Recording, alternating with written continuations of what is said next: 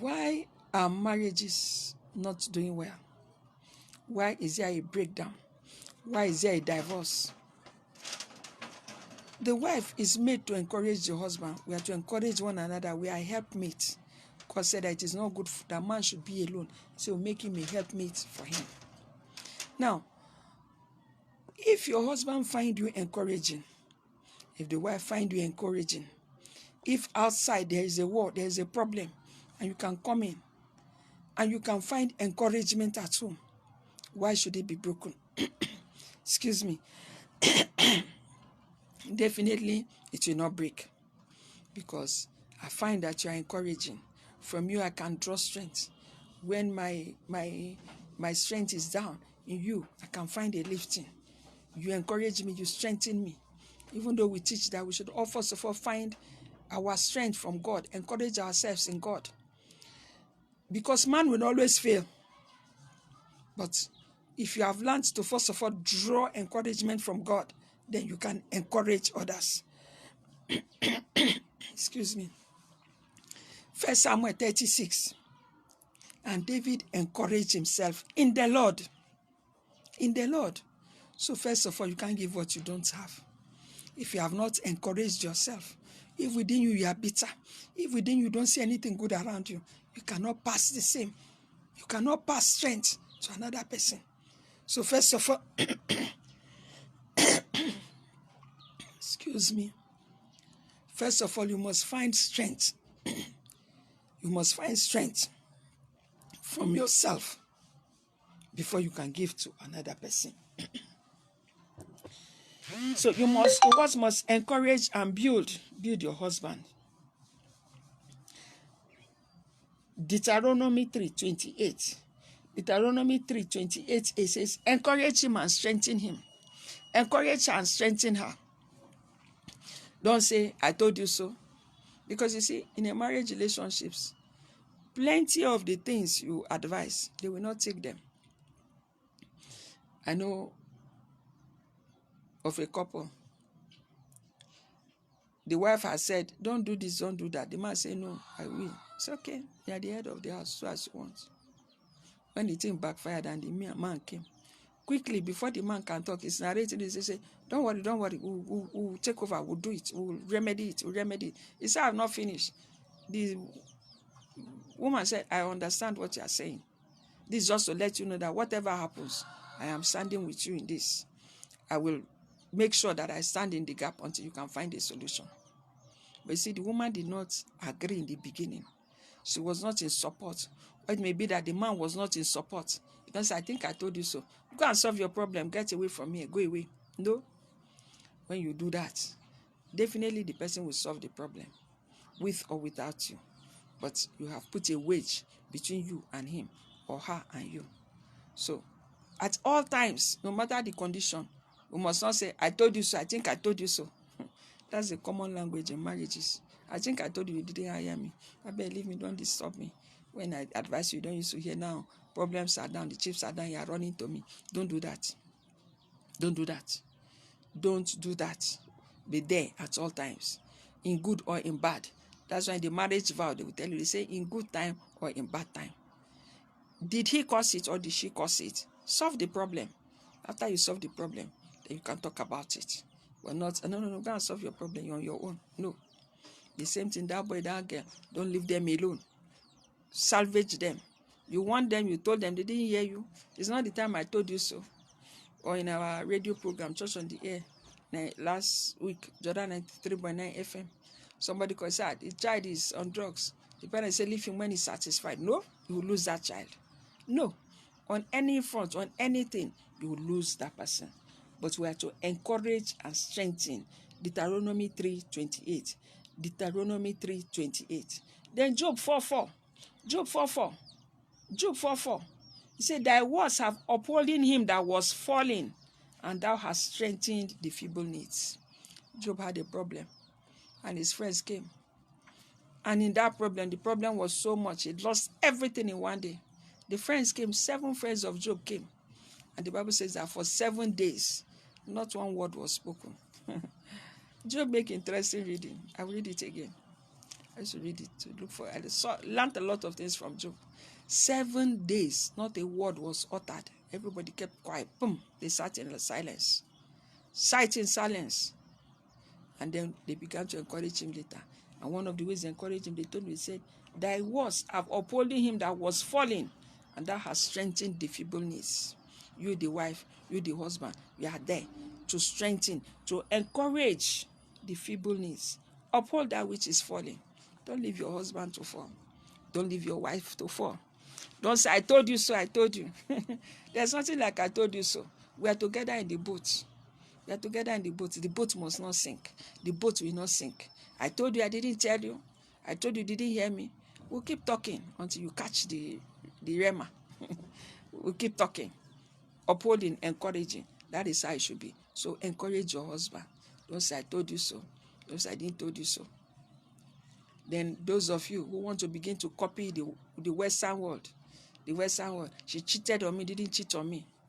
One of our founding mothers, right now in the cycles of fame, in the international cycles, I won't call her name and I won't repeat what happened. But it is said that something happened between her husband and somebody else in the office. And that person was beginning to use that thing against the husband, siphoning the money.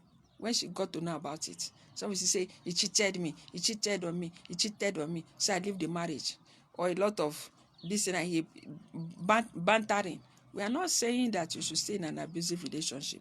But if all of our parents have said, he slapped me, he battered me, it's an abusive, who will be available?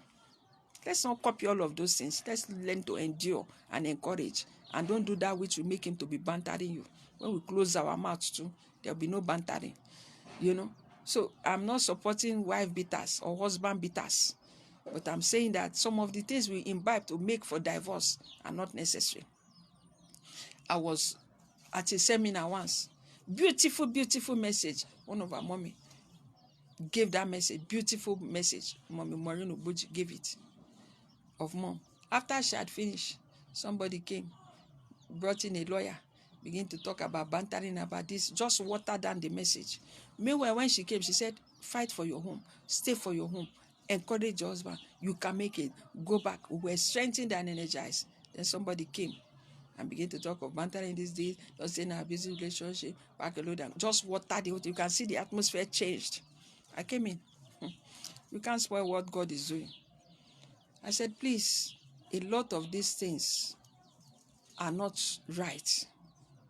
Yes, don't say in an abusive relationship, but at the same time, what do you call an abusive relationship? Our parents encourage us to stay in our marital home. There's no parent that will stay and watch the daughter being beaten or the son being harassed. When it's too much, they'll come in. You see, both parents will now sit down and talk about it.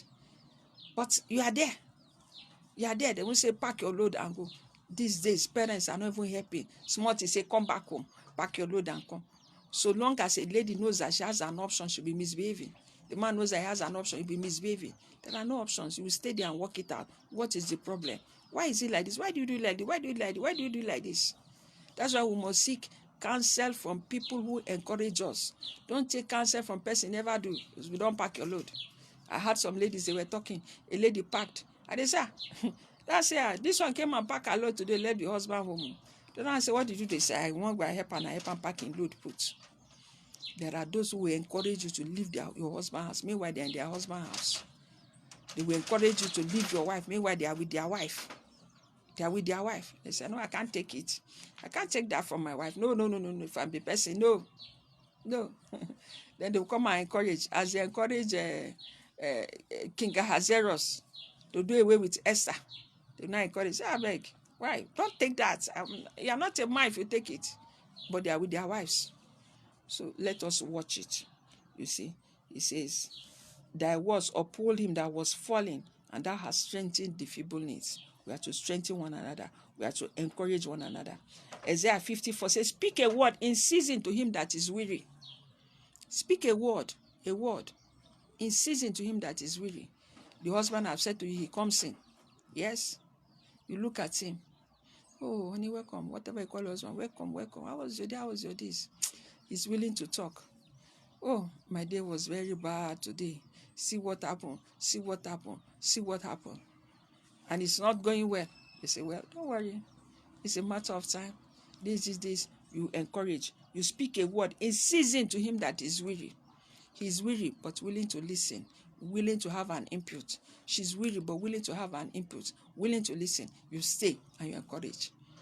But where the weariness, the party is not willing to stay to talk to this, leave the person alone and leave it alone.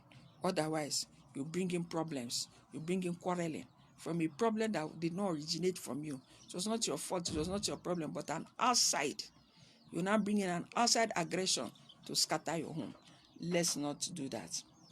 Let's not do that. I take one clip, maybe take one video clip and call it a day. There's much to say. We will just be dropping them. If you go to YouTube, you see so many of them. So we are on speech. So we are going to continue. Just take one word. Isaiah 35, 3-4. Isaiah 35, 3 and 4. Isaiah 35, 3 and 4. It says, strengthen the weak hands. Say to him, be strong. Your wife sound is weary. Strengthen it with your words, with your thoughts, with your encouragement. The husband's hands is weak. Lift it up. Strengthen with pleasant words. Say to them, be strong. Those hands say, be strong. Don't worry, you can make it. You can make it. You can make it. You can make it. You can make it. You can make it. You can make it. My husband is continuing his PhD. He came in yesterday to say, it's going to be strenuous, so it's going to be this. So I say, no, you can't be weary. A little time, before you know it, the right step has been taken. Before you know it, the most difficult task is to start.